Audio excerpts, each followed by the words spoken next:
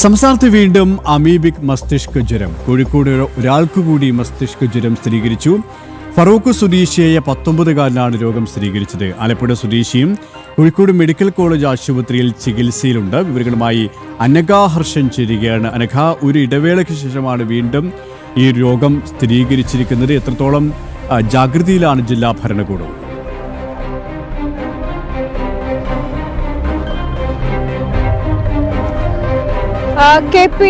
ആലപ്പുഴയിൽ ജോലി ചെയ്യുകയായിരുന്ന ഫറൂഖ് കരുവൻതുരുത്തി സ്വദേശിയായിട്ടുള്ള 19 വയസ്സുകാരനാണ് അമീബിക് മസ്തിഷ്ക ജ്വരം സ്ഥിരീകരിച്ചത്. ഇദ്ദേഹം ആലപ്പുഴയിലാണ് ജോലി ചെയ്തിരുന്നത്. ഈ സമയത്ത് കടുത്ത കലശലായിട്ടുള്ള തലവേദനയും പനിയും അനുഭവപ്പെട്ടു. തുടർന്ന് ആലപ്പുഴ മെഡിക്കൽ കോളേജ് ആശുപത്രിയിൽ ചികിത്സ തേടി. ഈ സമയത്താണ് നട്ടലിൽ നിന്ന് സ്രവം കുത്തിയെടുത്ത് പരിശോധനയ്ക്ക് അയക്കണമെന്ന് ആശുപത്രി അധികൃതർ പറഞ്ഞത്. തുടർന്നാണ് പിന്നീട് കോഴിക്കോടേക്ക് എത്തുന്നത്. കോഴിക്കോട് മെഡിക്കൽ കോളേജ് ആശുപത്രിയിൽ ചികിത്സ തേടുന്നു. ആശുപത്രിയിൽ നടത്തിയ ടെസ്റ്റിലാണ് ഇയാൾക്ക് അമീബിക് മസ്തിഷ്ക ജ്വരമാണെന്ന് സ്ഥിരീകരിക്കുന്നത്. ഇയാളുടെ ആരോഗ്യനില തൃപ്തികരമാണ് എന്നാണ് ആശുപത്രി അധികൃതർ അറിയിച്ചിരിക്കുന്നത്.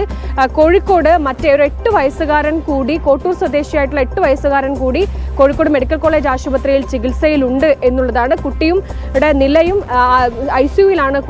കുട്ടിയുടെ നിലയും തൃപ്തികരമാണ് എന്നാണ് ആശുപത്രിയിൽ നിന്ന് ലഭിക്കുന്ന വിവരം. എന്തായാലും ഇപ്പോൾ സ്കൂൾ വെക്കേഷനാണ്. ഈ സമയത്തൊക്കെ തന്നെ കുട്ടികൾ വലിയ രീതിയിൽ തോട്ടിലും പുഴയിലും അതുപോലെ തന്നെ മറ്റിടങ്ങളിലൊക്കെ കളിക്കുന്ന ഒരു സാഹചര്യമുണ്ട്. അതുകൊണ്ട് തന്നെ കോഴിക്കോട് ജില്ലാ ഭരണകൂടവും അതുപോലെ സംസ്ഥാനത്തെ ആരോഗ്യ വകുപ്പും ഒക്കെ തന്നെ കനത്ത ജാഗ്രതാ നിർദ്ദേശം നൽകിയിട്ടുണ്ട്. ഇത്തരത്തിൽ സ്വിമ്മിംഗ് പൂളൊക്കെ ആണെങ്കിൽ പോലും അത് ക്ലോറിനേഷൻ നടത്തിയതിനു ശേഷം 2 ആഴ്ചയ്ക്കുള്ളിൽ ഒരു വട്ടമെങ്കിലും ഇത്തരത്തിൽ ക്ലോറിനേഷൻ നടത്തണമെന്ന് ആരോഗ്യ വകുപ്പ് നിർദ്ദേശം നൽകിയിട്ടുണ്ട്. എന്നാലും കോഴിക്കോട് ജില്ലയിൽ കനത്ത ജാഗ്രതാ നിർദ്ദേശം നൽകുകയും ചെയ്തിട്ടുണ്ട്. ഈ ആലപ്പുഴയിൽ നിന്നാണ് 19 വയസ്സുകാരന് അമീബിക് മസ്തിഷ്ക ജ്വരം പിടിപെട്ടത് എന്നുള്ളൊരു നിഗമനമാണ് കോഴിക്കോട് മെഡിക്കൽ കോളേജ് ആശുപത്രിയിൽ നിന്ന് വരുന്നത്. കാരണം അദ്ദേഹം കോഴിക്കോടേക്ക് പിന്നീട് വന്നിട്ടുണ്ടായിരുന്നില്ല എന്നുകൂടി പറയുന്നുണ്ട്. അതുകൊണ്ട് തന്നെ ആലപ്പുഴയിലും കൃത്യമായിട്ടുള്ള ഒരു ജാഗ്രതാ നിർദ്ദേശം ആരോഗ്യ വകുപ്പ് നൽകിയിട്ടുണ്ട്.